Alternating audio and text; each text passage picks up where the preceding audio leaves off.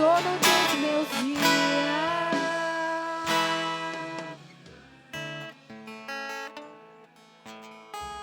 Porque a minha alma esperou.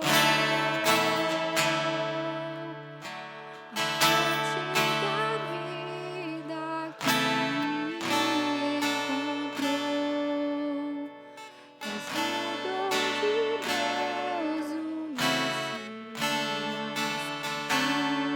o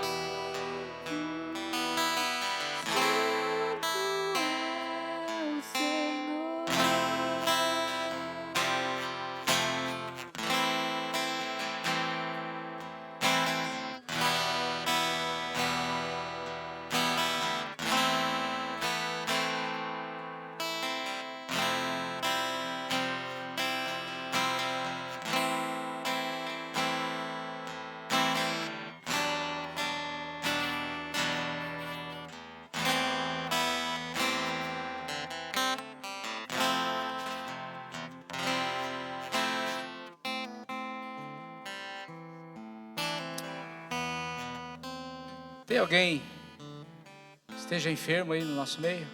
Tem alguém doente? Quero chamar até aqui à frente para a gente orar. Se alguém tiver com alguma enfermidade, enfrentando alguma doença aí, vem aqui rapidinho, nós vamos orar. Vamos ungir você.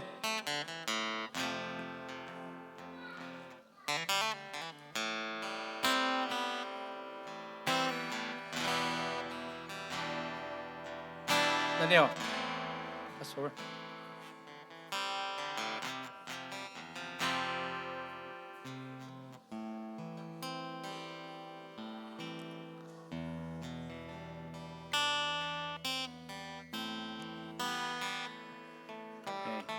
Mais um pouquinho para frente aqui, ó, por favor. Você que vai receber a oração.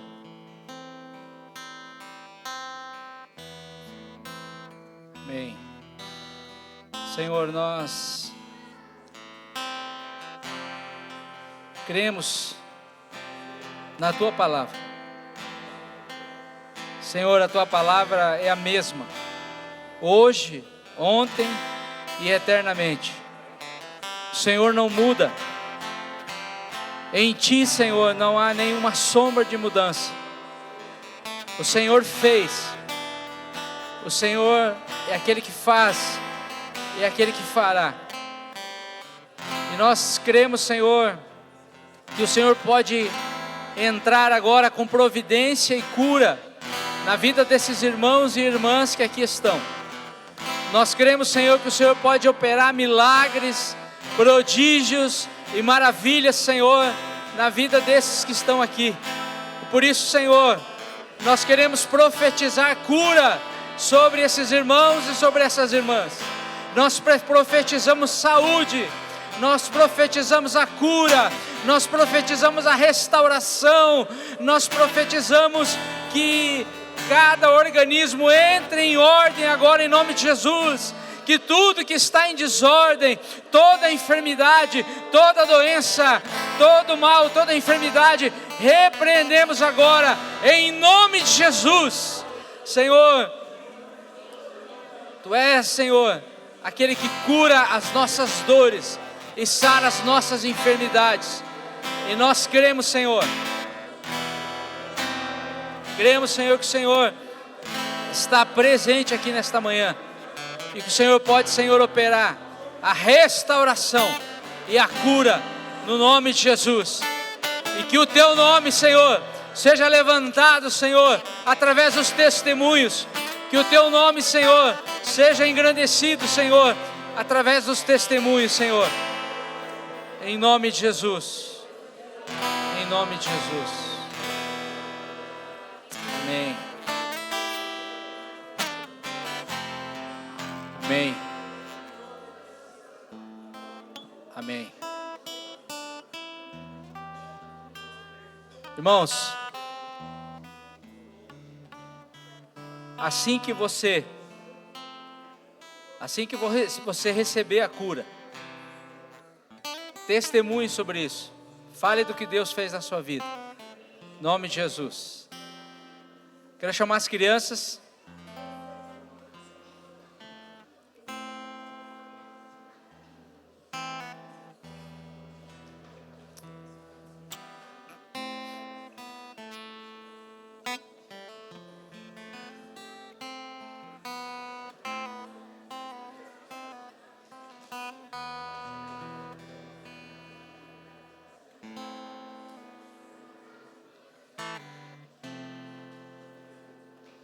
Vamos orar pelos dízimos, pelas ofertas. Você que vai entregar o teu dízimo, se você vai entregar a tua oferta. E vamos orar pelas crianças que elas vão ter o tempo de comunhão delas, né?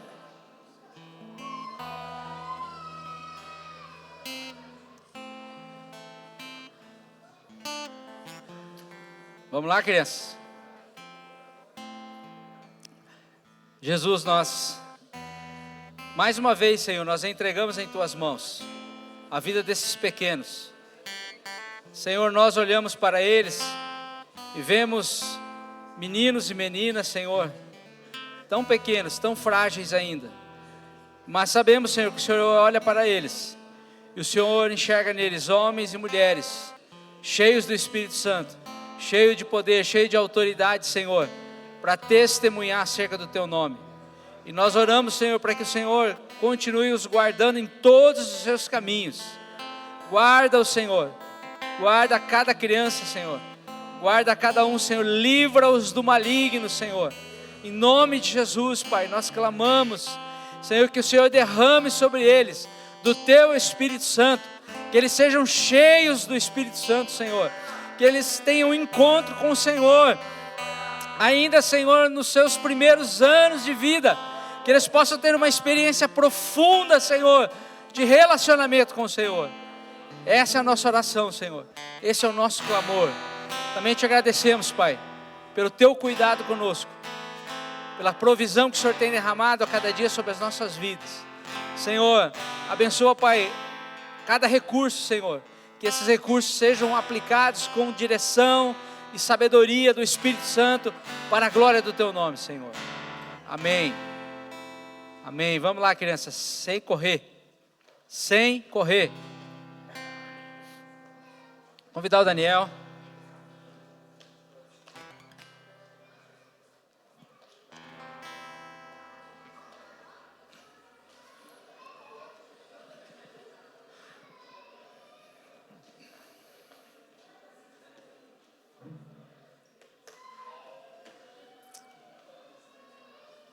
Vamos orar? Jesus, queremos abençoar a vida do Daniel nesse dia. Queremos, Senhor, que o Senhor tenha uma palavra, Pai, para as nossas vidas, para o nosso coração. Uma palavra, Senhor, que expressa o Teu caráter, Tua graça, Tua bondade, a Tua justiça, Tua misericórdia, Teu juízo, Senhor. E nós pedimos, Pai, que o Senhor derrame sobre a vida do Daniel a porção necessária para esse dia, Senhor, em nome de Jesus. Muito obrigado, Senhor. Amém. Obrigado. Bom dia, irmãos. Bom dia, igreja. O Senhor está aqui, amém? Eu não sei muito bem como começar, como organizar. Ontem, antes de dormir, eu troquei uma ideia com a Nath sobre essa palavra que está há alguns dias no meu coração e eu tenho estado um pouco confuso a respeito disso tudo e ao mesmo tempo que eu fui cheio de uma vontade muito grande de ministrar a respeito disso, veio no meu coração também um medo de não ter valor nenhum. Ao mesmo tempo, meu coração se encheu de orgulho por causa dessa palavra e confesso diante dos irmãos isso. E ao mesmo tempo um anseio de ver aquilo que o Senhor vai fazer. E ontem de noite a gente teve um tempo de oração em casa e abri meu coração para a Nath. Obrigado, mano. Para a gente orar um pouco a respeito dessa palavra. Bem, eu queria que os irmãos hoje estivessem com o coração e os ouvidos abertos, porque eu acho que algumas coisas aqui vão ser um pouco desafiadoras, além do limite daquilo que a gente tem conhecido, experimentado. E eu peço para que, por favor, os irmãos não fechem o coração, por favor. Espírito Santo, nós queremos ver o que o Senhor quer fazer. Nós precisamos, é uma questão de vida ou morte, Espírito Santo. Nós precisamos ver aquilo que o Senhor quer fazer na Tua igreja. Os nossos corações são como uma terra seca e sedenta que precisa de água, Jesus. E nós oramos para que a Tua palavra entre hoje e seja uma convocação celestial ao nosso coração. Amém. Eu quero começar estragando os irmãos aí. Eu não sei se todos já leram algo sobre avivamentos. Quem aqui já ouviu falar, já leu sobre avivamentos? Avivamentos bíblicos, extra-bíblicos. Tem um livro que eu gostaria de pedir para que todos os irmãos lessem, que é a Igreja do Século XX. A história que não foi contada, escrito por John Walker. E ele conta sobre como o poder do Espírito Santo se manifestou no século XX, a partir de 1900, 1901, 1904, a gente teve o primeiro avivamento do século XX, que é o avivamento de Gales. E é um caminho sem volta. Uma vez que você lê sobre avivamento, ouve sobre avivamento, você vai ficar estragado. Você vai ficar bem estragadão mesmo.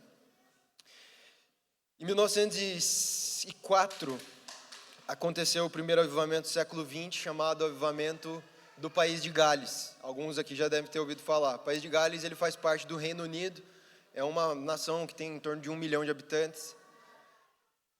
E esse avivamento ele começou com uma simples reunião de oração. Alguns irmãos foram convidados a testemunhar do que Deus estava falando e tudo mais, do que Deus estava fazendo. E uma menininha, uma moça de uns 14, 15 anos, levantou no meio da congregação e ela disse somente isso, assim: eu amo Jesus com todo o meu coração. E a congregação inteira foi tomada por aquelas palavras. E as reuniões eram normais, as reuniões que aconteciam no começo eram reuniões normais. E a temperatura começou a aumentar das reuniões, dos momentos de adoração coletiva, de oração coletiva. E teve uma figura muito importante que foi Evan Roberts. Ele era um mineiro, trabalhava com minas. E era de uma família muito simples, era um cara muito simples. E orou muito por avivamento. E, enfim, mais detalhes sobre a história, acho que vocês deveriam ler e ouvir mais a respeito. Mas o que acontece nesse avivamento é que o Espírito Santo se derramou de uma maneira tão tremenda que o país de Gales foi socialmente reestruturado, ao ponto de, durante 3 anos, as delegacias foram fechadas porque não existia mais crimes, não se cometiam mais crimes. As pessoas estavam, o hobby dos homens, dos vícios mais comuns era apostas. As casas de apostas em cavalos foram fechadas. As pessoas estavam reunidas como a gente está aqui agora e de repente o bar, sabe que tem um barzinho ali em cima, né? Bem aqui, subindo a Cuiabá aqui. É a Cuiabá? É. Subindo a Cuiabá tem um barzinho aqui. É como se a gente tivesse reunido aqui e de repente uns bêbados entrassem testemunhando, falando assim: a gente estava bebendo no bar e a gente sentiu a presença de Deus e a gente não quer mais beber e a gente quer se render e confessar os nossos pecados. Basicamente era isso que acontecia. Eles estavam no meio do bar e do nada eles eram tomados pela presença de Deus, sem ninguém ao menos chegar e pregar o evangelho para eles. Um dos esportes que era muito valorizado era o futebol. E campeonatos internacionais foram fechados no período, porque os irmãos não tinham mais vontade. O país de Gales, as pessoas normais não tinham mais vontade de assistir jogos de futebol, porque eles queriam ir para as igrejas. O entretenimento deles era conhecer Deus. O desejo do coração deles era contemplar Deus. As reuniões começavam de manhã, terminavam de madrugada. Isso vários dias prolongados, seguidos. Os mineiros, quando eles entravam nas minas, os seus chefes, seus empresários ali, eles começaram a fechar dias. Por exemplo, segunda e terça a gente não vai trabalhar, a gente vai só ter tempo de oração. E os mineiros, que eram a população mais simples da época, estavam entregues e devotos a uma vida de oração. Cinemas, teatros foram fechados, as pessoas começaram a pagar suas dívidas, então o nível de inadimplência baixou um monte. Houve mais de 100 mil conversões, e acontecia que nessas conversões as congregações se uniam e eles decidiam: vamos para Toledo, vamos pegar todo mundo, vamos a pé para Toledo para a gente chegar lá e orar pela cidade e proclamar o evangelho lá e converter a cidade de Toledo. E as pessoas faziam isso. Louco, né? Uma das coisas assim que eu estava ouvindo a respeito, eu achei absurdo. Como foi no começo do século XX, era muito comumente usado cavalos, né, para locomoção, e os cavalos precisavam ser domados, né? E aconteceu que os cavalos, eles não estavam mais obedecendo, os cavalos se tornaram de novo selvagens. Por quê? Porque os domadores dos cavalos, eles usavam de violência e xingamento para domar os cavalos. E como eles estavam convencidamente transformados, eles pararam de falar palavrão e eles pararam de bater nos cavalos. E aí houve um problema generalizado, que os cavalos não obedeciam mais. Tamanha foi a transformação que nas pequenas coisas, a santidade de Deus estava constrangendo esses irmãos.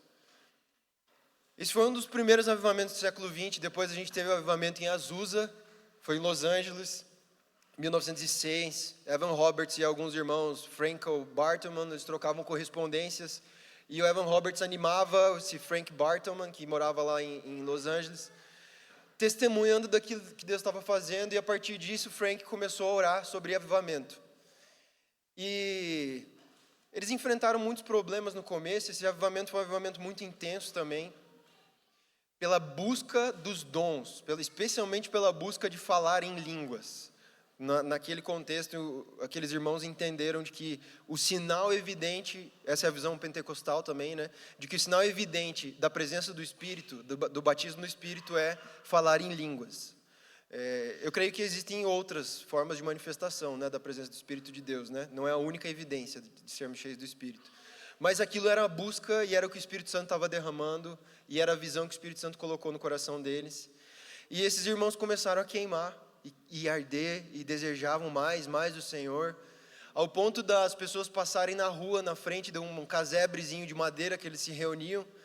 O William Seymour, que foi um dos principais envolvidos com o avivamento, um dos principais responsáveis por esse tempo, ele colocava a cabeça dele dentro de uma caixa, ele se escondia de todo mundo e ele começava a orar, e orar, e orar, até que o Senhor derramasse o Espírito dele. E aí, quando vinha algum dos irmãos para ministrar, tinha uma irmãzinha que ficou conhecida como a irmã que ela levantava, algum irmão estava orando e não estava muito cheio do Espírito de Deus, ela levantava na cadeira lá no fundo, ela vinha bem na frente e falava assim: você não tem unção, você não deve pregar, você vai sentar na cadeira. E ali parava a ministração do irmão. Que motivador, né? E as pessoas passavam na frente desse casebrezinho de madeira e elas viam fumaça saindo, como se estivesse pegando fogo. Mas era só os irmãos orando, intensamente. Não tinha fogo, não tinha nada físico ali acontecendo, não tinha fumaça física, mas o mover espiritual era tão grande que as pessoas também passavam quarteirões de distância, elas eram tocadas para ir lá confessar os seus pecados, se entregar ao Senhor.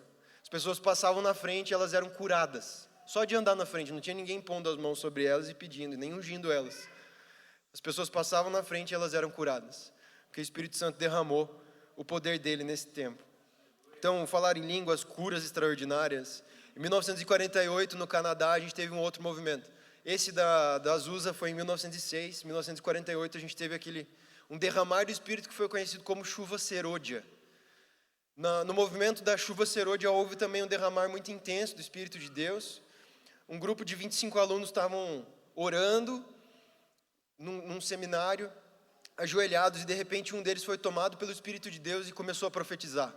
Ficou 30 minutos profetizando.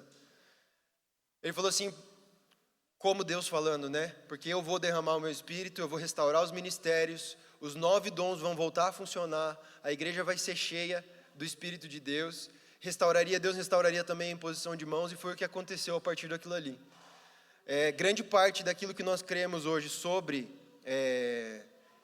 nós acabamos bebendo, e a gente não sabe disso, a gente acaba bebendo dessa fonte de Deus ter restaurado essa verdade em 1948. Dos 5 ministérios atuantes. Isso era algo que tinha se perdido com a igreja, né? E tem muitas congregações que ainda não creem nos 5 ministérios. Na restauração dos dons, o funcionamento vivo dos dons. Um dos elementos também que foi restaurado em 1948 foi adorar em espírito. Os cânticos, a fluência natural da igreja adorando. A igreja levantando a voz e cantando com cânticos espirituais, com a sua própria voz, sem ter um cântico formado. Depois disso a gente teve o movimento da cura divina. Teve vários irmãos que foram conhecidos nesse contexto. William Branham, alguns já ouviram falar de Oral Roberts, A. Allen, Gordon Lindsay. Eles foram homens que foram tremendamente usados por Deus para curar.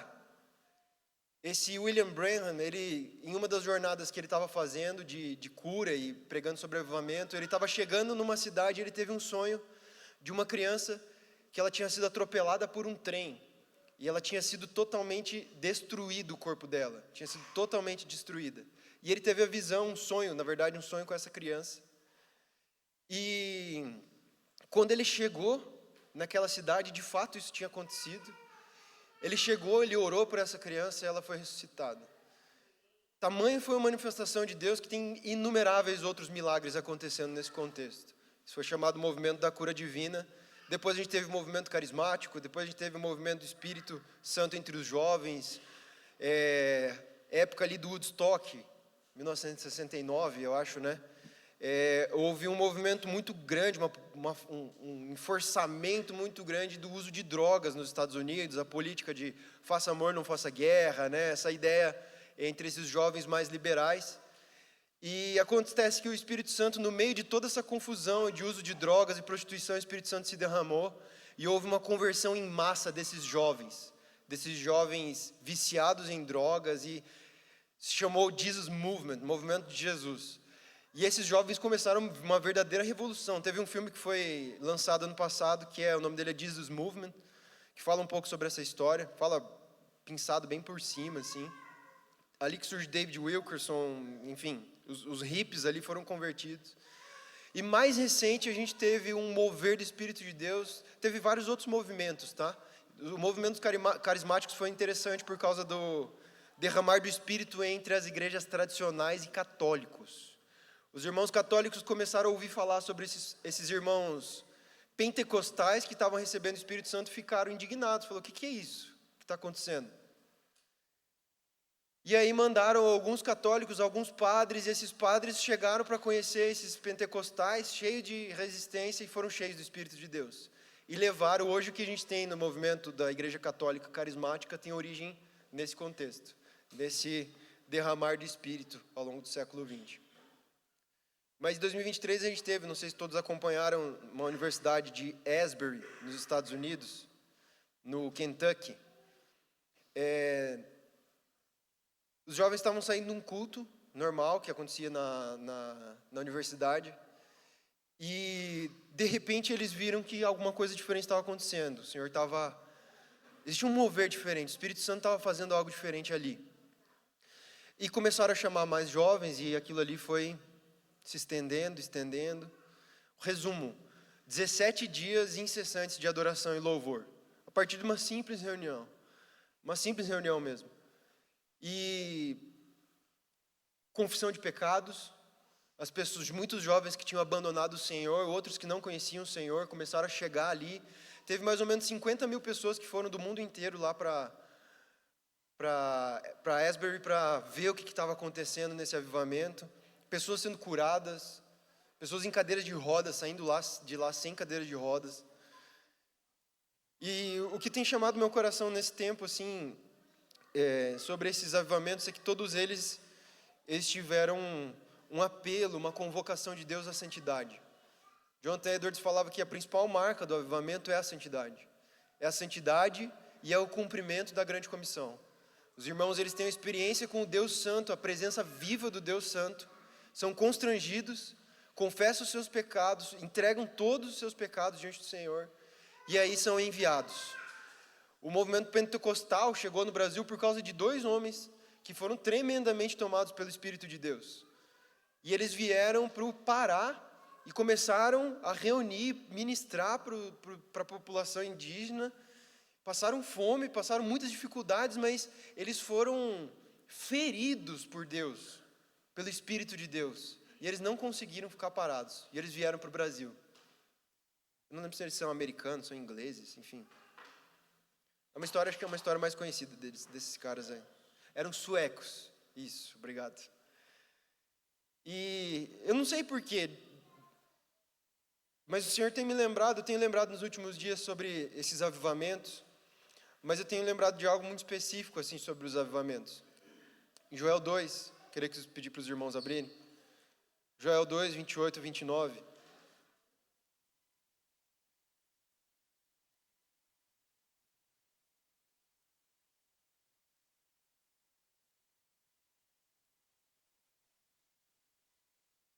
Joel 2, 28 e 29.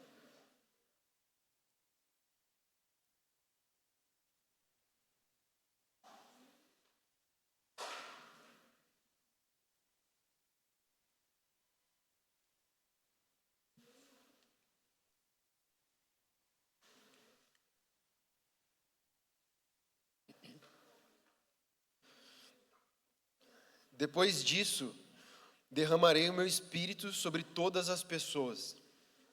Vossos filhos e filhas profetizarão, vossos velhos terão sonhos, vossos jovens terão visões, até sobre os servos e sobre as servas derramarei meu espírito naqueles dias. Manifestarei maravilhas no céu e na terra, sangue e fogo, colunas de fumaça, o sol se converterá em trevas e a lua em sangue, antes que venha o grande, terrível dia do Senhor. Antes que venha o grande e terrível dia do Senhor. Joel aqui está falando sobre um avivamento que aconteceria nos últimos dias, quando? Antes que venha o grande e o terrível dia do Senhor. Obrigado. O relógio de Deus está marcado para, antes desses eventos aqui, ó, sol se convertendo em trevas, lua em sangue, maravilhas nos céus e na terra, sangue, fogo, colunas de fumaça. Antes que aconteça isso, Deus vai derramar o Espírito dele de forma global, trazendo a igreja para um nível muito mais profundo de poder e testemunho e de santidade. A igreja vai alcançar níveis de santificação e de poder, de manifestação do poder de Deus como nunca antes visto. E acho que todos nós já lemos sobre esse avivamento, sobre esse chamado de Deus, sobre essa profecia, né? Isso se cumpre parcialmente em Atos 2. Se vocês forem ler Atos 2, Pedro está falando. E ele muda um pouco o texto, ele fala assim, eis que nos últimos dias. Aqui fala assim, eis que depois disso, né? Depois disso derramarei meu espírito. Ali em Atos 2, Pedro demonstra que houve um cumprimento parcial, uma espécie de uma amostra daquilo que vai ser pleno e completo no final dos tempos, antes da vinda de Jesus. Um pouco daquilo que a gente está cantando. Só uma informação que é importante na leitura dos proféticos, é que o dia do Senhor, acho que todos aqui já leram essa expressão, né? O dia do Senhor se refere a um dia de julgamento. Se refere ao dia da volta de Jesus, julgamento das nações, o dia de que Deus vai operar muitas correções às nações do mundo. Primeiro, essas correções vão ser operadas para salvação de muitas pessoas e também para condenação de muitos outros que não se dobrarem. Isso tudo está descrito em Mateus 24, 25 e em Apocalipse. É mais explicado em Apocalipse, acho que cronologicamente ali, né? Mas nosso coração queima por Joel 2, né? Quem não quer ver isso acontecendo? Quem não quer ver um avivamento em massa e a igreja, no estado que a gente está hoje, parece que a gente clama para que isso aconteça. Às vezes a gente tem um pouco de medo de como vai ser, um pouco de receio. Mas é um avivamento transgeracional. Envolve não somente figurões, pessoas mais velhas, envolve as crianças, os jovens, envolve os adultos, envolve os idosos. Só que Joel 2, antes de Joel 2 tem Joel 1. E Joel 1 a gente não costuma ler. A gente costuma olhar para o avivamento, mas a gente não costuma olhar para o começo do avivamento. E o começo do avivamento diz assim, versículo 13 de Joel 1. Ó sacerdotes, vistam-se de pano de saco, lamentem, chorem, ministros do altar. Entrai e passai a noite vestidos de pano de saco, ministros do meu Deus, porque a oferta de cereais e a oferta de libação foram eliminadas do templo do vosso Deus. Decretem um jejum, convoquem uma assembleia solene, reúnam os anciãos e todos os moradores da terra no templo do Senhor vosso Deus e clamai ao Senhor. Ah, que dia! O dia do Senhor está perto e vem como força destruidora da parte do Todo-Poderoso. No capítulo 2 ele vai falar assim, no versículo 12. Mas agora, diz o Senhor, convertei-vos a mim de todo o coração, com jejuns, com choro, com pranto, rasguem o coração e não as vestes. Convertam-se ao Senhor vosso Deus, pois Ele é misericordioso, compassivo, tardio em se irar e grande em amor. Arrepende-se da desgraça que enviaria. Talvez Ele volte atrás e se arrependa e deixe uma bênção. Antes do Joel 2 acontecer, tem Joel 1 que precisa acontecer. antes do derramar pleno do Espírito de Deus, do manifestar da glória de Deus no nosso meio, existe uma convocação dos céus, existe uma convocação celestial para jejum, para arrependimento, uma convocação dos céus para que a gente se achegue a um Deus que é santo e a gente nos entregue a Ele, plenamente. O Samuel começou falando ali sobre aquela música e eu sempre li essa música dessa forma também. Se a gente começa a cantar a música, né? Eu estou gastando a minha vida pelo Senhor e é por Ele, é para Ele.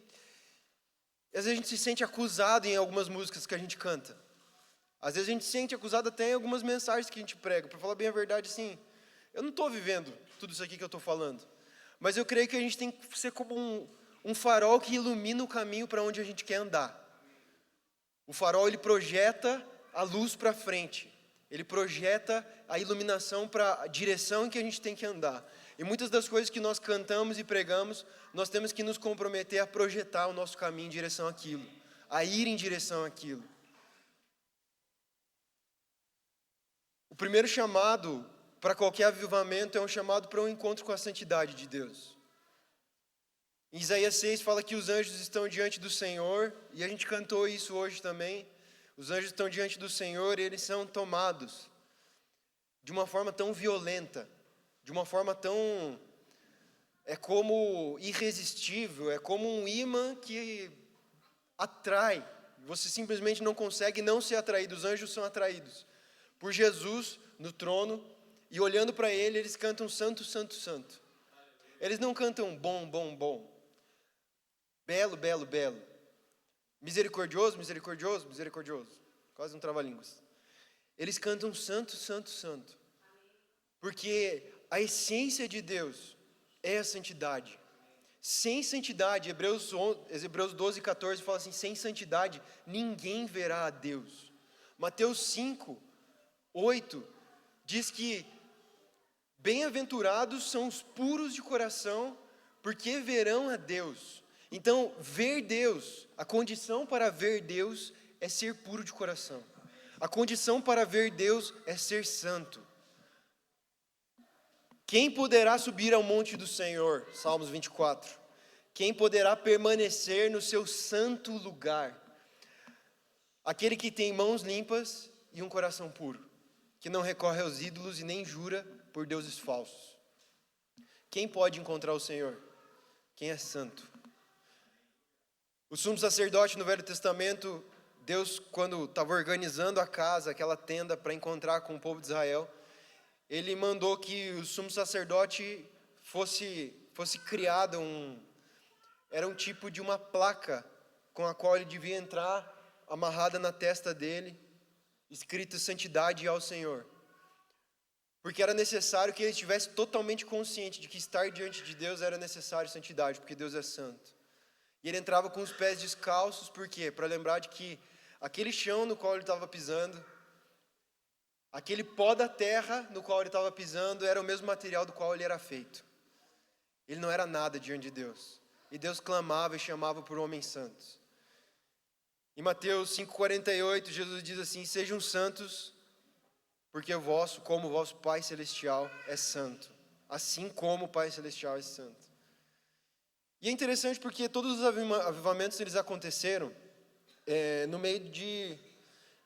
Não somente os avivamentos que eu contei, esses recentes, fora da história bíblica, né? Mas a Bíblia também contém pelo menos 12 momentos de avivamento. E todos esses 12 momentos de avivamento foram precedidos, antes deles acontecerem, houve uma corrupção em massa do povo de Israel, e não existia mais esperança, o povo estava quebrado, Deus operava um juízo, corrigia o povo, e aí eles se voltavam totalmente a Deus. E Deus chamava eles ao arrependimento. E o arrependimento bíblico, a origem do termo bíblico, muitas das vezes que ele é usado no Velho Testamento, significa voltar para Deus. Significa basicamente isso. Então eram momentos em que o povo estava indo na direção oposta de Deus, totalmente oposta de Deus, e aí Deus provocava eles, quebrava eles, trazia, igual Joel está acontecendo aqui, o povo estava acometido por desastres naturais, alguns gafanhotos tinham destruído os campos, o sol tinha queimado as lavouras, Eles não tinham alimento nem mesmo, como ele diz ali depois, nem mesmo para oferecer uma oferta de agradecimento a Deus com farinha. Nem mesmo isso eles tinham, eles não podiam nem agradecer a Deus, porque eles não tinham nenhum tipo de oferta para apresentar. E todos os avivamentos bíblicos acontecem num contexto de operação de juízo, derrocada moral, uma corrupção moral do povo e uma falta de esperança. E aí Deus vem e ele chama o povo de novo para voltar para Deus, arrependimento, voltar o coração de novo para Deus. E esse avivamento de Joel 2, ele é um avivamento que está proposto para nós. Ele é um avivamento que diz respeito a nós. Ele diz respeito a uma promessa que Deus fez para o povo de Deus dos últimos dias. O povo que vai estar na terra quando o relógio de Deus estiver quase dando 12 horas. Quase dando meia-noite. Esse é um avivamento que Deus vai derramar antes da vinda dele. E da mesma forma que a gente tem visto no mundo é o quê? Corrupção em massa. E uma corrupção que muitas vezes afeta o nosso coração. E nós somos moldados ao mundo. Juízos de Deus operando no mundo. Correções de Deus sobre a igreja. Talvez a maneira da gente experimentar as correções de Deus não seja uma fome generalizada entre nós. Mas muitas vezes a escassez da manifestação da presença de Deus. Deus estar escondendo o rosto dele e não permitindo que a gente veja ele completamente. Isso pode ser uma manifestação da correção de Deus. Não é porque Deus está nos rejeitando, mas é porque Deus está pedindo, vai além. Se você quer ver o meu rosto, você precisa ir além. Eu estou chamando você para um nível mais profundo, de arrependimento, de entrega. Só que Joel 2 passa por, antes de tudo, arrependimento. Joel 2 é uma promessa de um avivamento transgeracional. Não envolve mais figurões, não envolve mais... Como todos esses avivamentos, teve figuras de pessoas muito importantes. Esses avivamentos do século XX. Eu creio que o avivamento dos últimos dias, ele vai envolver uma igreja que não está preocupada com os figurões, é uma igreja que se levanta toda a igreja. Aquela doutrina que foi muito reforçada na reforma, o sacerdócio de todos os crentes. Todos nós reconhecendo a nossa posição sacerdotal. Todos nós comprometidos em nos entregar a Deus e servir ao próximo. Nos entregar a Deus e servir ao próximo. E tem um princípio que é muito importante sobre Joel 2, sobre esse avivamento que vai afetar as gerações mais novas, as gerações mais velhas, todas as gerações, que é uma geração contará a outra a grandiosidade do Senhor. Salmo 145.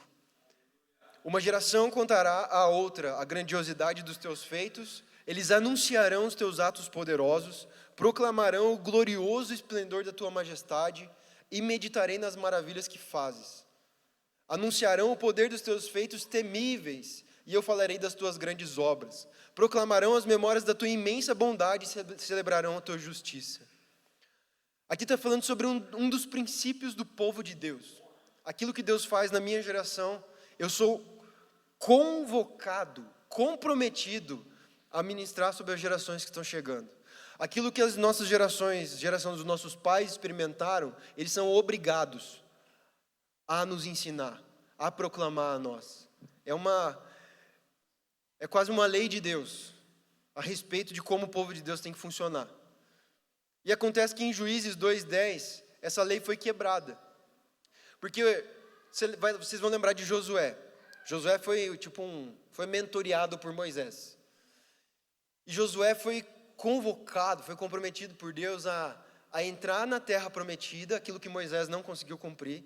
Mas Josué entrou na terra prometida e a missão deles era matar todos os povos que estavam tomando a terra que Deus tinha prometido para o povo de Israel. E aquela geração de Josué, eles entraram, eles cumpriram, obedeceram, ok, eles cumpriram a parte dele. Mas em Juízes 2:10-12 diz assim: depois que toda essa geração foi reunida a seus antepassados, ou seja, depois que toda essa geração de Josué morreu, surgiu uma nova geração que não conhecia o Senhor e o que ele havia feito por Israel.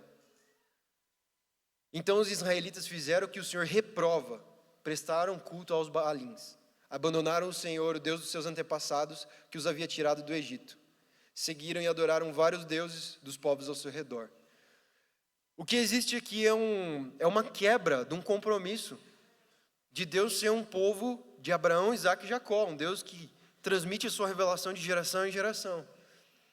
Eles entraram na terra prometida, Josué guiou o povo ali naquela terra prometida, em umas campanhas de batalhas contra os povos que estavam lá.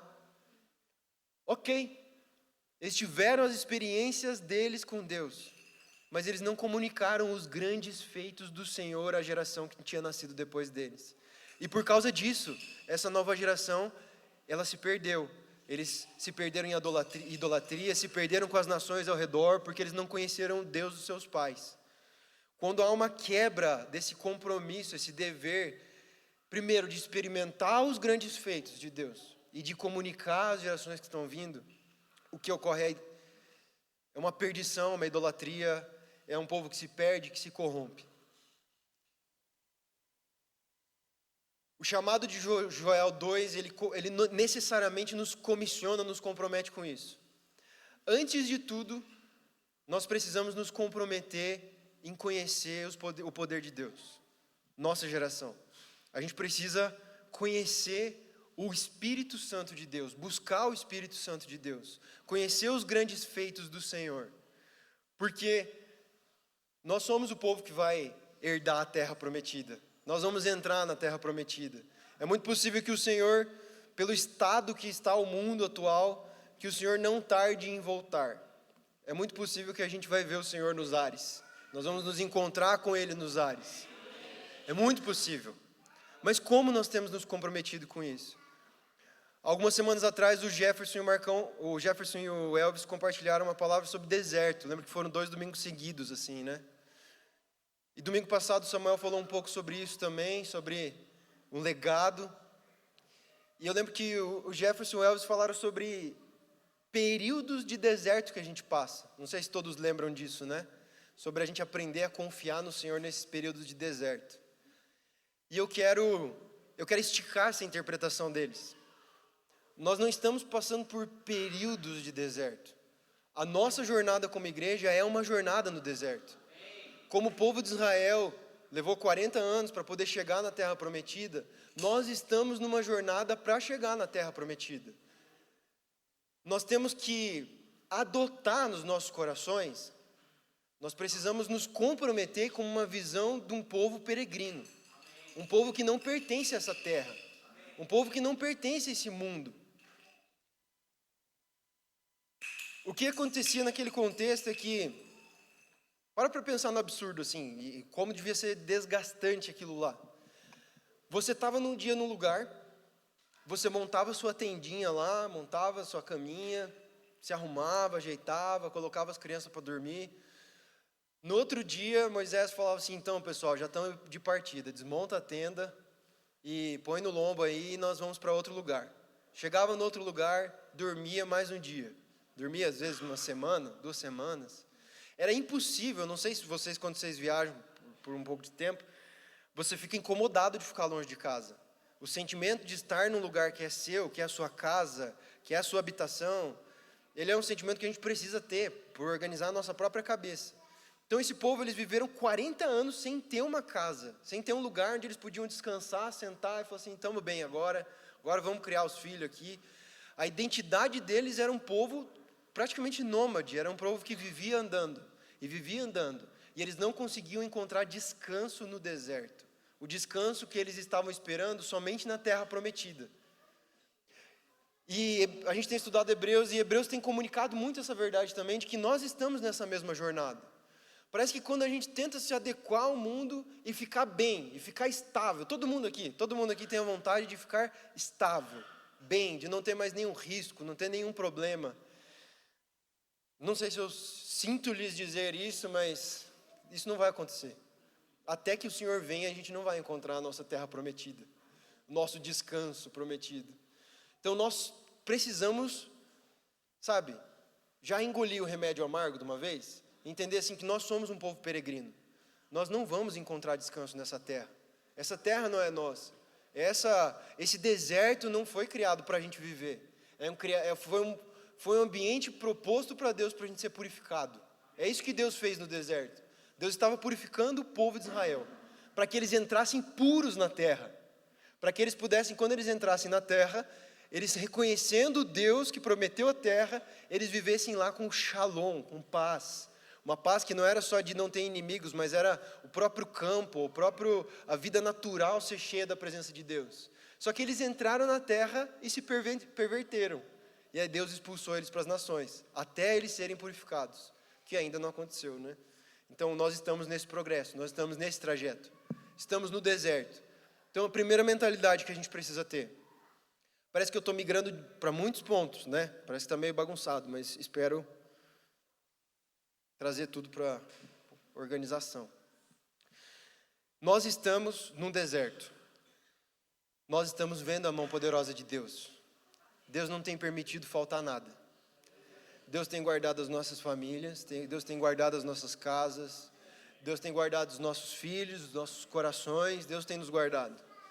Como Deus fazia com o povo de Israel, não sei se vocês já pararam para pensar, uma criança que nascia ali com o seu primeiro aninho tinha um sapatinho no pé.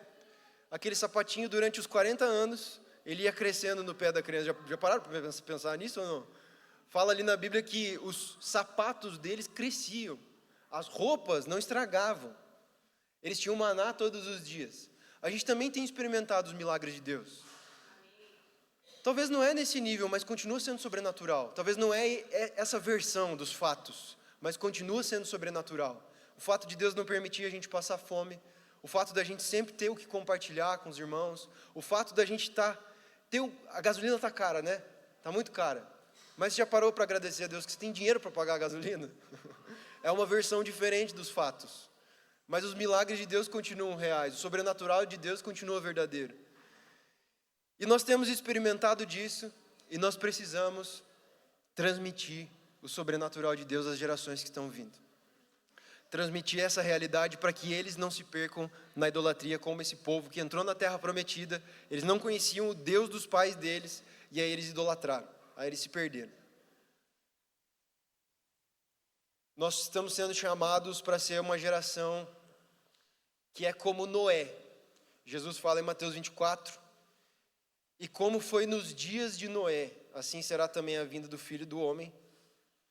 Porquanto assim como nos dias anteriores ao dilúvio comiam, bebiam, casavam, davam-se em casamento, até o dia em que Noé entrou na arca.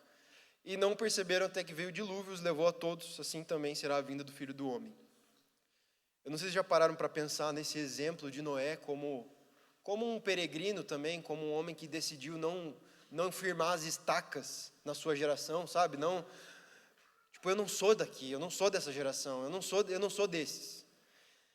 O Clésio fez um comentário semana passada, um dos filhos dele estava lá em Harvard School fazendo mestrado, o outro estava fazendo doutorado na Inglaterra. Ele falou assim, venham para casa e nós vamos construir uma arca. Ali a família dele se dedicou àquilo que ele estava fazendo. Foi um compromisso transgeracional, pais e filhos numa mesma missão. E não sei se já pararam para pensar no absurdo que é isso, mas construir uma arca se tornou a única missão da vida de Noé. Literalmente se tornou a missão dele. Construir uma arca, que era algo absurdo, era a mesma coisa que a gente se unir aqui como igreja, vamos construir uma espaçonave. Vamos construir uma espaçonave porque, sei lá, Deus vai operar juízos aí, a gente precisa ficar bem alto no céu, assim.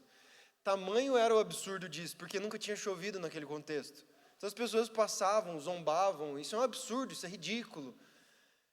E da mesma forma isso acontece com esse compromisso de construir as nossas casas sobre o Evangelho.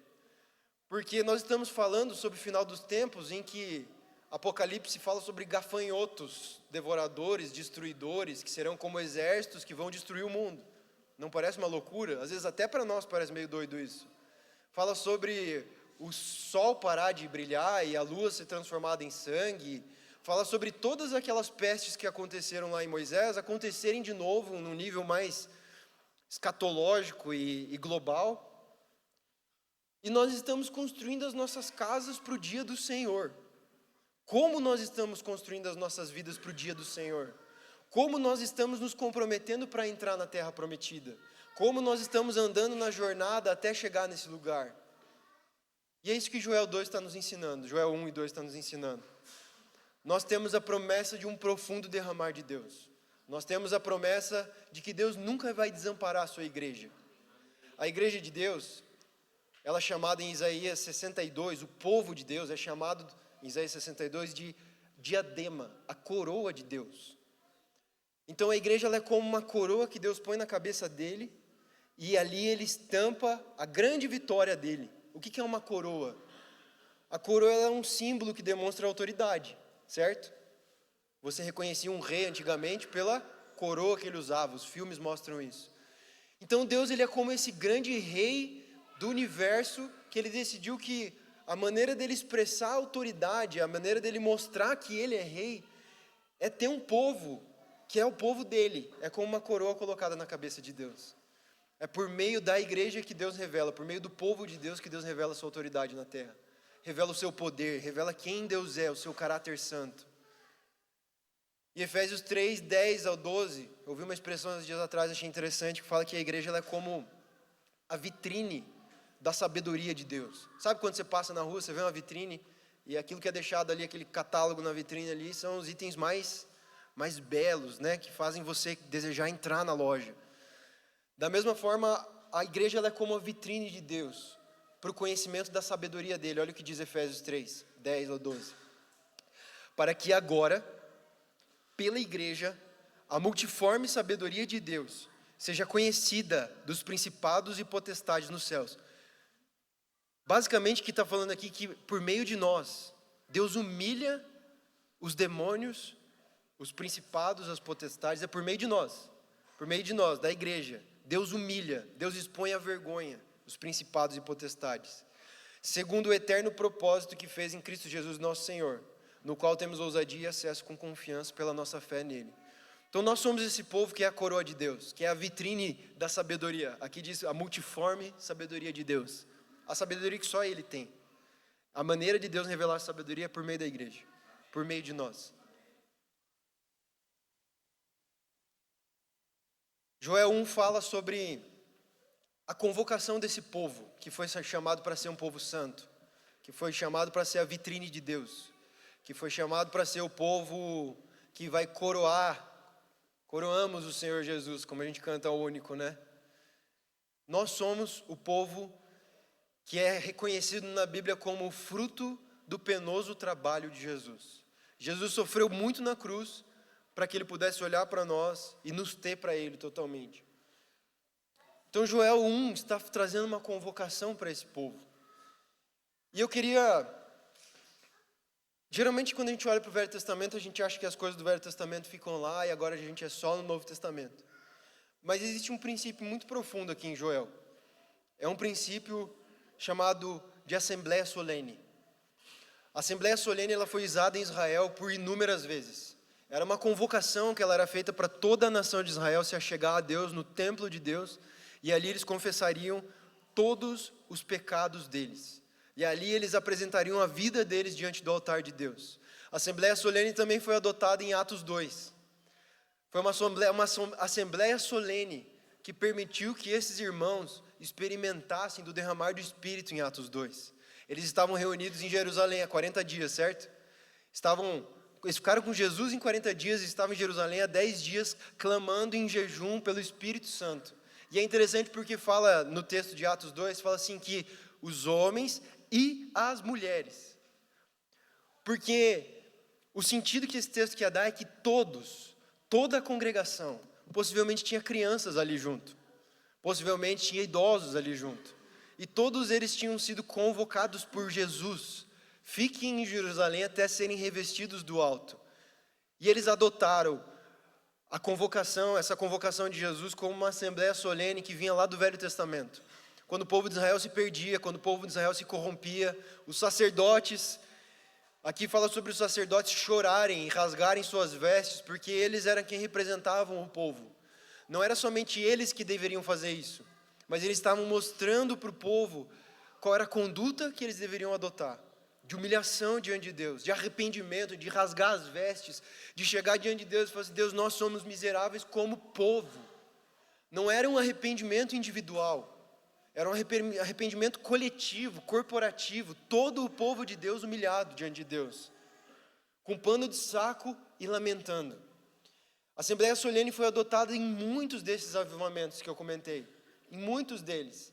Talvez não foi adotado o nome Assembleia solene, mas a Assembleia solene ela é uma convocação que ela nos leva a uma interrupção em um contexto de comunhão.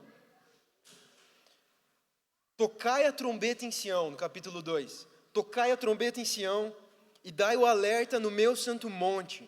Tremam todos os moradores da terra, porque o dia do Senhor está chegando e já está perto. Dia de trevas, de escuridão, nuvens, negridão, como a luz da aurora se espalha sobre os montes, assim vem um povo grande, poderoso, como nunca houve antes. Tocai a trombeta em Sião.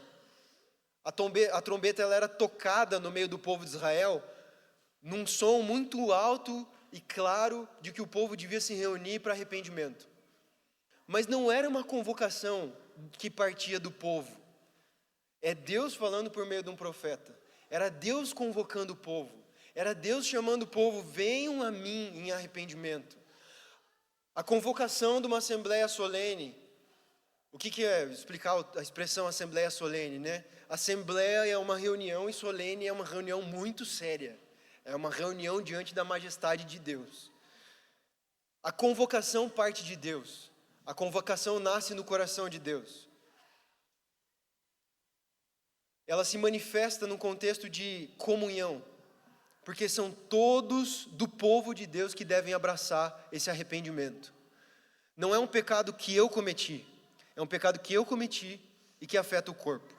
Não é um pecado que, não é um erro. Muitas vezes a gente, não sei se todos tiveram a experiência de confessar, mas quando você vai confessar um pecado, você fala assim, eu tenho errado. E eu ouvi um cara uma vez, a gente estava no retiro de Serra Negra, uma menina foi começar a falar, a gente estava num grupo menor, falou assim, queria falar de um erro que tem cometido. Daí falou, né? Daí o cara falou assim, pô, isso aí não é um erro, isso é um pecado, você tem que se arrepender. Eu falei, nossa. Mas os nossos pecados, eles afetam o corpo. E é por isso que a gente precisa buscar um arrependimento coletivo. Não é uma convocação individual. Tamanha é a urgência dessa convocação,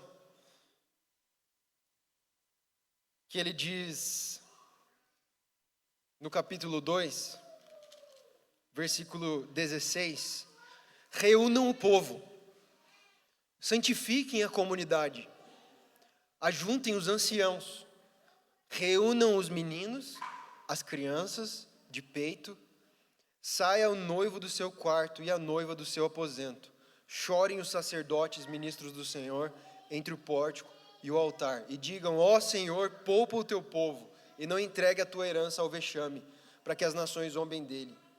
Porque diriam entre os povos, onde está o seu Deus? Aqui está falando sobre uma convocação que ela era tão importante para o povo de Israel, que os noivos, os recém-casados, eles tinham que sair da sua lua de mel e se reunir junto ao povo para arrependimento. É uma convocação tão importante para o povo de Israel, que as mulheres que amamentavam, elas tinham que parar de amamentar para se arrepender diante de Deus. As crianças eram reunidas junto, os anciãos eram reunidos juntos, para uma convocação diante de Deus de arrependimento. Então é uma convocação de Deus, é um chamado de Deus, que nos leva a uma interrupção. Para tudo o que você está fazendo, porque Deus está chamando o povo dele para o arrependimento. E isso é num contexto de comunhão. Todos esses avivamentos, eles envolveram figurões, homens muito importantes. Nomes deles foram registrados ao longo da história por causa da participação deles nos avivamentos. Mas esse avivamento de Joel 2, ele é um avivamento para as gerações. Os vossos filhos profetizarão. Cadê? Deixa eu achar o texto aqui. Os vossos filhos e filhas, as crianças vão profetizar. Os anciãos, os mais velhos, talvez mais cansados pela jornada, que não conseguem mais ver um renovo espiritual, esses vão experimentar de visões, sonhos. Os vossos jovens terão visões, sobre os servos e servas derramarei meu espírito. Como o chamado ele é coletivo para todas as gerações, o derramar do espírito também é coletivo. O que a gente está falando é sobre um derramar do espírito nos últimos dias sobre toda a igreja. E é algo que vai acontecer. Só que antes disso acontecer, isso ser realidade entre nós, eu não sei se está fazendo sentido no coração de vocês, mas nós temos que atender a convocação de Deus. Antes que Joel 2 se cumpra, Joel 1 tem que se cumprir. Antes da gente experimentar de um renovo que vem do alto, e ali o autor começa a descrever o que aconteceria com o povo de Israel nesse renovo. Os campos voltariam a dar frutos, o povo seria restaurado, a sociedade israelense seria restaurada. Mas antes disso acontecer, existe um processo de arrependimento que precisa ser abraçado.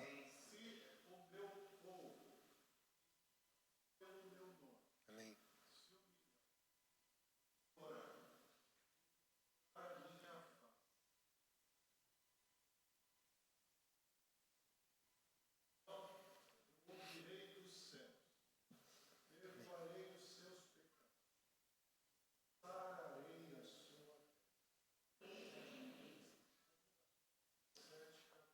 Aleluia.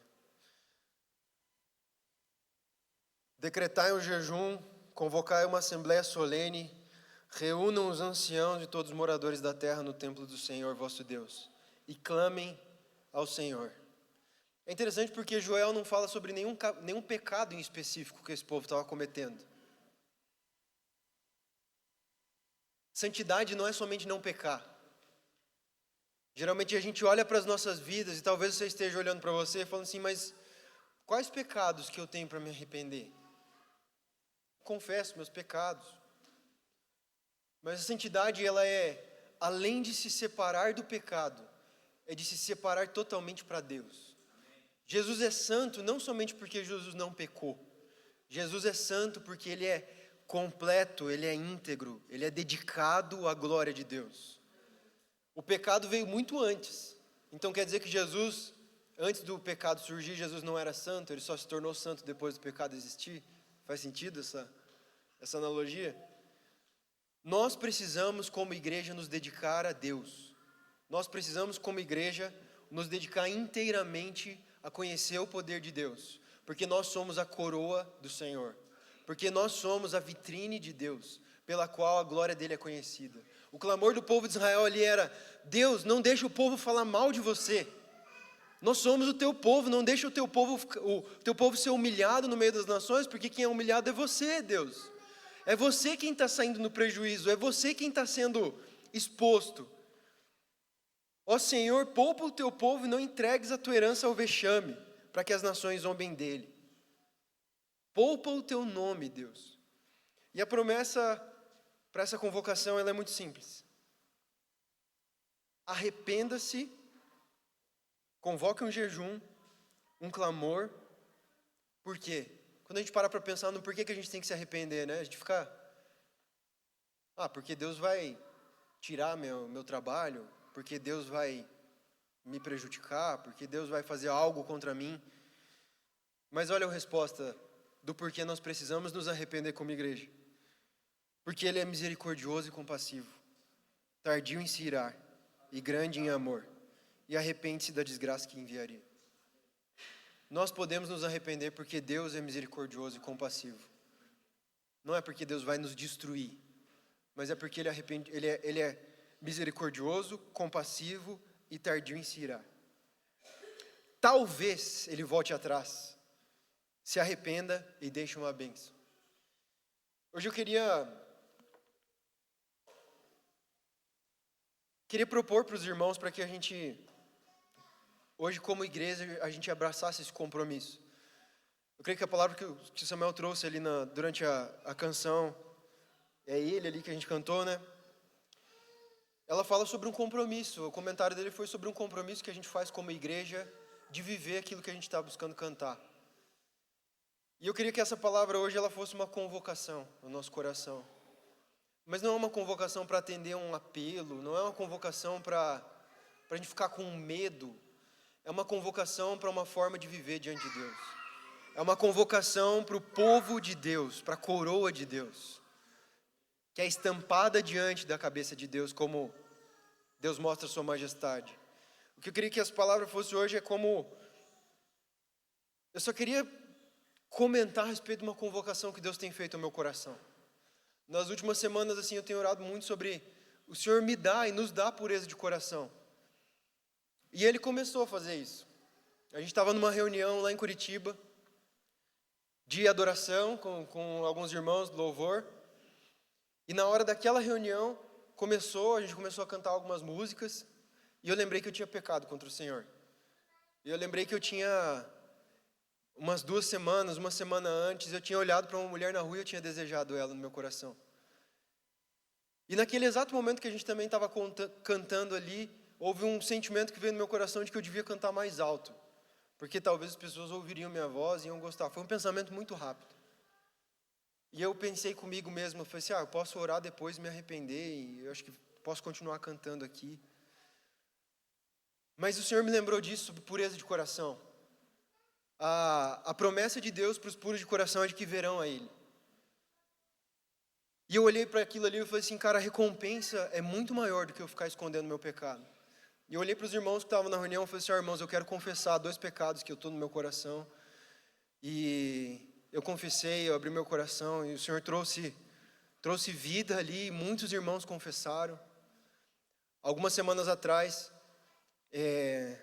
eu vou falar abertamente, eu não quero expor o Marcão, mas em uma das ceias, eu olhei para ele e eu lembrei de um comentário que eu tinha feito criticando ele.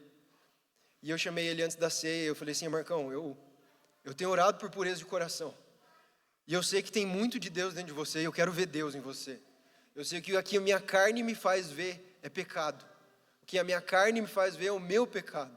Mas eu quero confessar, eu quero pedir perdão para você, e eu quero andar na luz. Porque a recompensa é olhar para o Senhor, é ver Ele. É ver Ele mais claramente nas nossas vidas, é ver Ele mais claramente nos irmãos. A recompensa da pureza de coração é essa. Nós fomos chamados para ser esse povo santo. Nenhum pecado pode passar despercebido do nosso coração.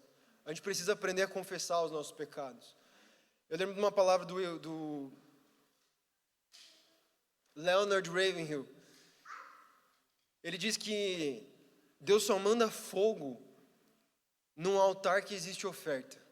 Se não existe uma oferta no altar, não existe fogo.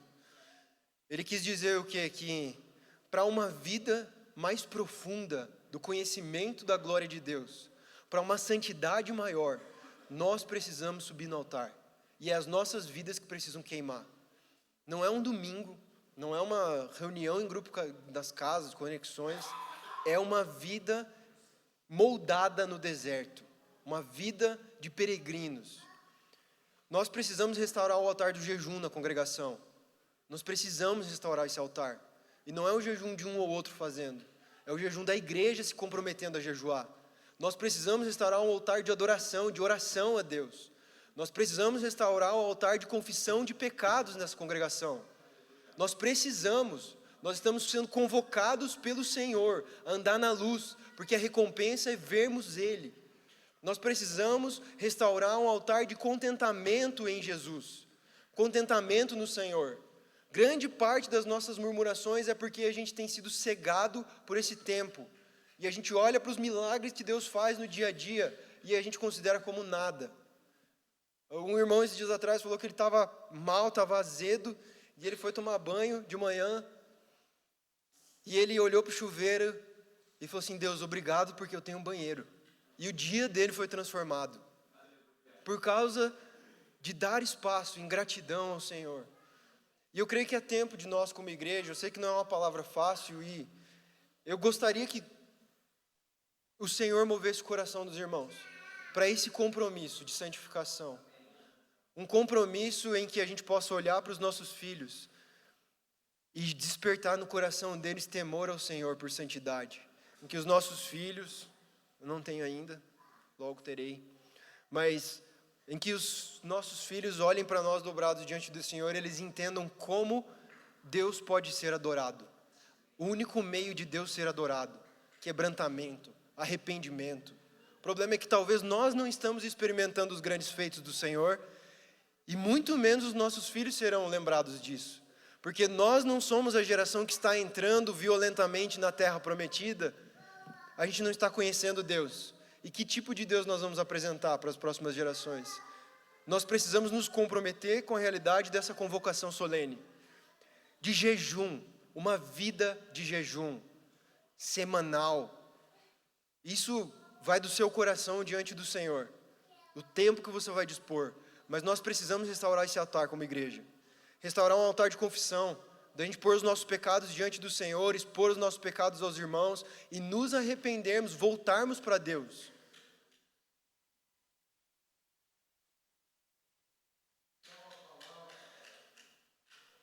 Amém. Rendição à palavra. Eu não sei se há algo que o Senhor está falando no coração de vocês, mas eu sei que há algo que o Senhor está falando no meu coração. E eu creio que a gente precisa atender essa convocação do Senhor. Todos nós. Todos nós. Talvez a gente deveria ter uma lista aqui com todos os pecados que a gente deve se arrepender como igreja. A gente fala mal dos outros. A gente fala mal dos irmãos. A gente peca no nosso coração, adulterando. Tem muitos irmãos que estão presos em pornografia. Uma luta muito grave. Muitos de nós estamos sem brilho, sem vida espiritual. Estamos só levando a nossa vida assim. A nossa forma de fazer os nossos negócios. Muitas vezes nós somos avarentos e nós tratamos isso como algo que está tudo bem. Nós estamos sendo murmuradores como igreja. Nós murmuramos contra Deus. Hebreus fala sobre um povo que morreu no deserto porque olhou para os grandes feitos de Deus e foi incrédulo, preferiu murmurar, porque preferia a vida como gostaria. Nós precisamos nos arrepender disso, dos nossos corações divididos. Nós precisamos voltar inteiramente para o Senhor, nosso coração. E eu queria chamar os irmãos para que agora a gente atendesse essa convocação do Senhor para o arrependimento. Tem algo que é falado ali em Jó, é talvez. Talvez o Senhor olhe e deixe uma bênção. Eu acho que a gente devia olhar como aquela mulher do fluxo de sangue, que perdeu a força perdeu a capacidade de se curar, perdeu todas as esperanças que tinha em médicos, em qualquer outra coisa. E talvez ela olhe para Jesus e fale assim, eu acho que se eu só tocar nas vestes dele, eu posso ser curado. A gente precisa nos agarrar nesse talvez do Senhor. E talvez o Senhor faça algo aqui hoje. Talvez o Senhor derrame o Espírito dele sobre nós hoje. Talvez você está lutando com o pecado e hoje você seja inteiramente transformado. Eu lembro que em 2017, a gente teve um tempo com vários irmãos em Salvador. E a gente teve um tempo de confissão de pecados, principalmente de pornografia. E eu lembro que o Tony fez uma oração por nós. E eu fiquei muito tempo sem pecar.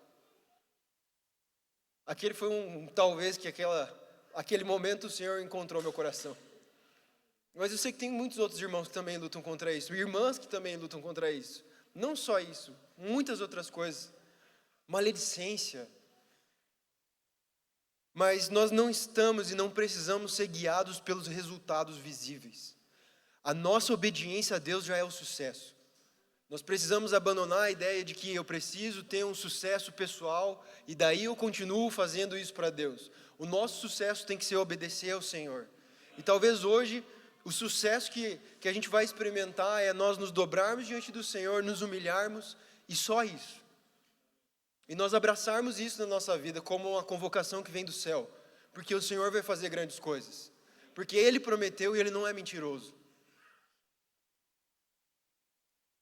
Vamos fazer isso? Eu queria convidar os irmãos para um tempo de arrependimento. E eu queria convidar especialmente alguns irmãos para pegar o microfone, se precisarem confessar pecados. E orar especificamente sobre alguns pecados no coração, pecados que tem visto na igreja, que pegasse o microfone e a gente orasse. Se você quiser dobrar o seu joelho, eu acho que essa convocação é do Senhor para o seu coração. Não precisamos simular nada aqui. Se talvez você não veja um pecado em você, eu acho que você precisa orar para o Senhor, para que Ele mostre o coração da igreja, mostre o nosso coração e como nós estamos distantes daquilo que Deus tem a respeito da igreja, de como Ele vê a igreja.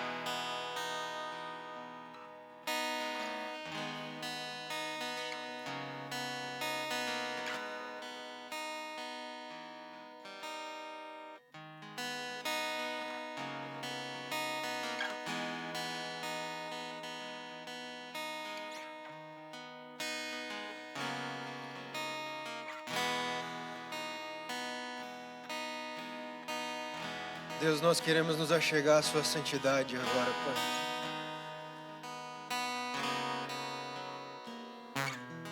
Nós achegamos o nosso coração em miséria, em arrependimento.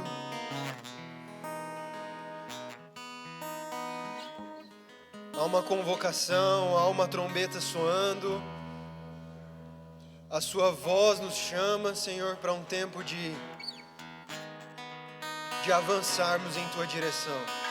Um tempo de voltarmos totalmente a Deus, totalmente ao Senhor e experimentar os teus grandes feitos. A nossa oração hoje, Deus, é como igreja diante do Senhor. A nossa oração hoje não é uma busca de uma bênção, é uma busca do Senhor. Nós não estamos buscando o Senhor fazer algo aqui, nós estamos buscando algo que nós devemos fazer em obediência, que é nos arrepender, Senhor. É nos arrepender diante do Senhor. É nos arrepender dos pecados ocultos, nos arrepender dos pecados que nós tratamos como erros. É nos arrepender, Deus, de uma vida que não está de acordo com o teu coração, Deus. Espírito Santo de Deus, é o Senhor quem nos convence do pecado, da justiça e do juízo. E essa manhã nós clamamos, Espírito de Deus, para um senso mais profundo da santidade de Jesus. Um arrependimento mais profundo do nosso linguajar, das nossas palavras. Um arrependimento mais profundo da forma que fazemos negócios. Um arrependimento mais profundo da forma que temos deixado de te buscar em oração, em jejum, em choro, em clamor. Mas nós não podemos produzir nada, Pai. Rasguem os corações e não as vestes, é o teu chamado a nós. É um chamado mais interno, é um chamado mais profundo, onde só o Senhor vê e pode alcançar, Deus. E nós clamamos para que hoje o Senhor alcance. Hoje o Senhor alcance. Hoje o Senhor nos convença. Hoje o Senhor entre na briga conosco, Deus. E nos vença como o Senhor fez com Jacó. Marca a nossa maneira de andar como teu povo. Marca a nossa maneira de avançar como teu povo.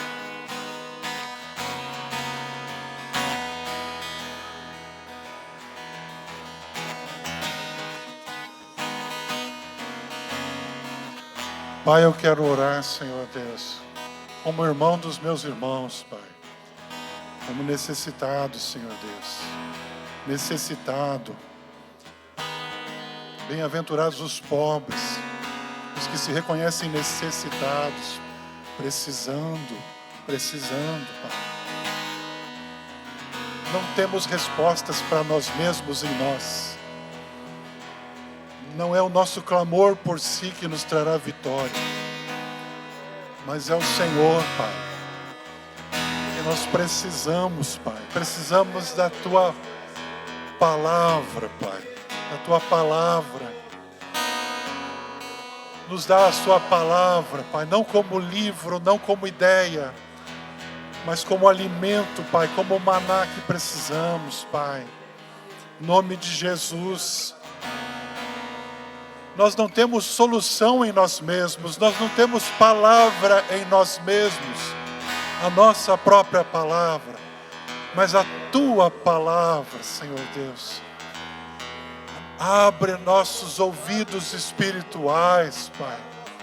Abre nossa mente, Pai. Nos mostra aquilo que o Senhor tem para nós. Nos mostra, nos dá as palavras para nos arrependermos. Revela nossos corações a nós mesmos, quem nós somos. Queremos uma visão da Tua glória, como lá em Isaías. Mostra quem nós somos. Na palavra nos mostra, Senhor Deus. Abre a Escritura para nós. Mostra nosso coração como os discípulos lá no caminho de Emaús. Não sabemos, Senhor Deus, como nos arrepender, Senhor Deus. Não sabemos como começar, mas começamos, Senhor Deus. Começamos agora. nos mostra, nos convence, nos mostra pelo Teu Espírito Santo, nos mostra quem nós somos, quem cada um de nós é diante do Senhor.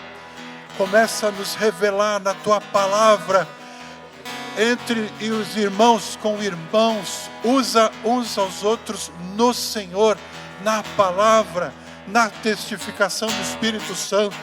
Nós queremos mudar, nós queremos ser como Cristo, realmente, não como uma poesia, como uma ideia, mas como algo que precisa acontecer, Senhor.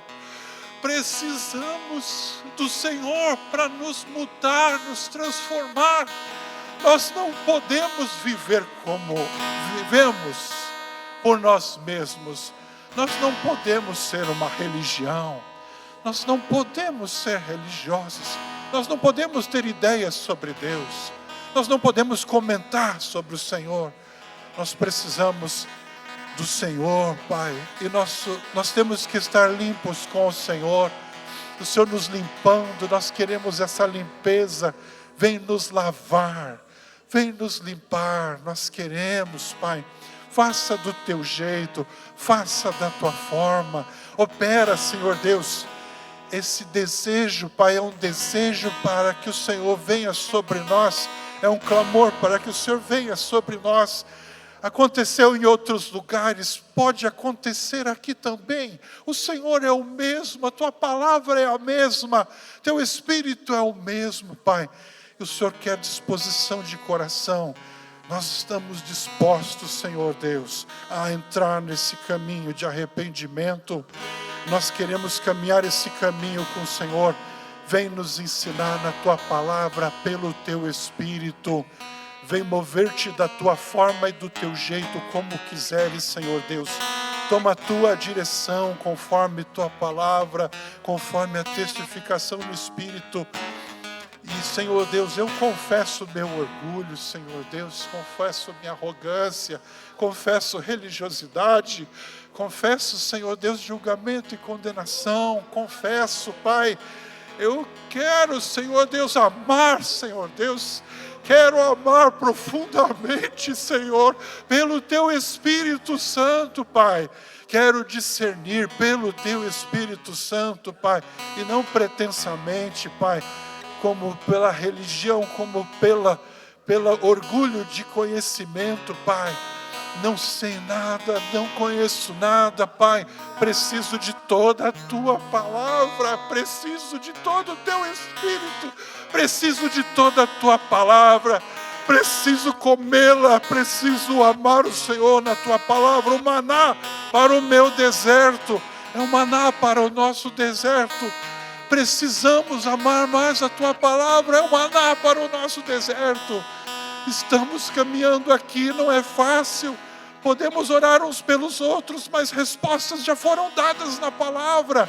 Podemos interceder uns pelos outros, mas resposta já foi dada na Palavra. Abre os nossos olhos espirituais para ver como Jesus abriu no caminho de Emaús, poder entender e ver o Espírito arder no nosso coração e nós entendemos, Senhor, Tu tens alimento para mim, Tu tens direção para mim, eu guardo no meu coração a Tua Palavra para não pecar contra Ti, eu acumulo ela, entesouro ela no meu coração. Nós precisamos ser o povo da Palavra.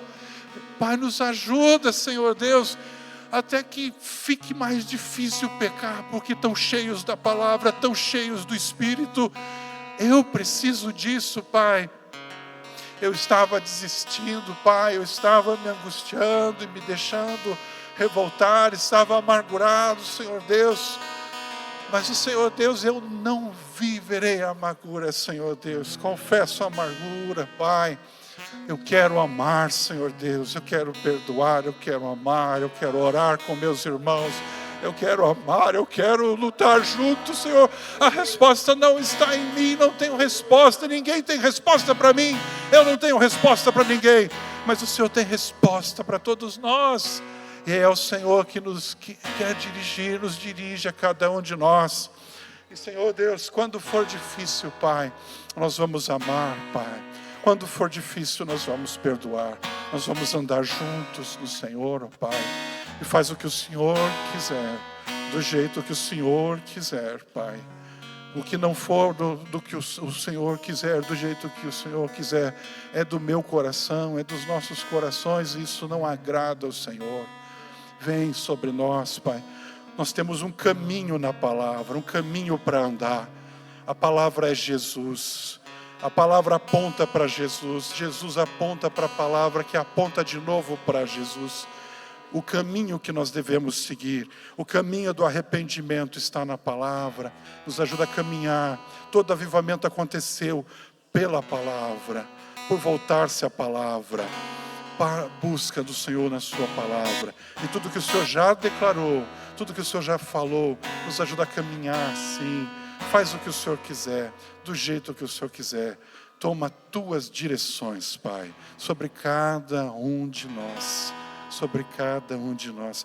Não está no nosso controle. Nós renunciamos controle. Renunciamos, Pai. Perdão pela vontade de controlar, pela vontade de dominar. Faz o que o Senhor quiser, Pai. Testifica do jeito que o Senhor quiser. Pelo seu Espírito. Nos guia na palavra do jeito que o Senhor quiser. Do jeito que o Senhor quiser.